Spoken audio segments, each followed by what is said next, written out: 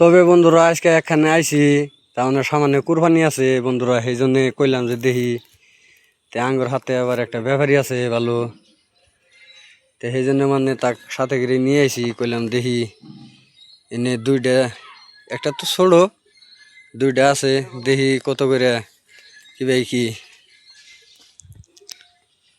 তাহলে কাকু গরু আনেরি? হ্যাঁ গরু আমারই বাবু, গরু ঈদের বাজার খুব রাগ করছে। গরু বাবু বাজারে নেমনা, গাছতলা বান্ধে সেমাই জিরাবার দিছি, গরু পানি কিলেছি, ঘাস পানি সবই দিছি।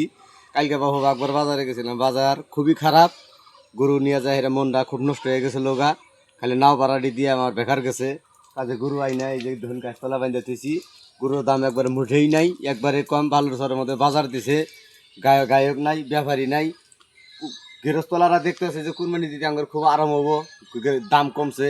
নাহলে ভাই আমিও গৃহস্থ, গরু পালি, নাহলে ঘুরাই বাইতে নিয়ে পড়ছি বেশ মনে কম দামে। বহুত মেহনত করে পারলি, খরচ আছে, দানা পানি, ঘাস বস, বহুত কিছু আছে। কাজে দাম কম, ঘুরাই এনে রাখ করে সময় বাই যেতেছি বেশ।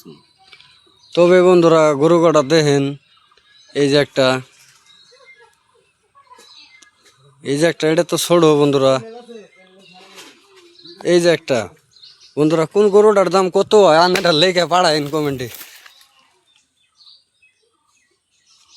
আজকের জন্য বন্ধুরা এখানে, ভাল লাগলে লাইক শেয়ার করেন, কমেন্টে লেখে দেন কোন গরুটার দাম কত হয়।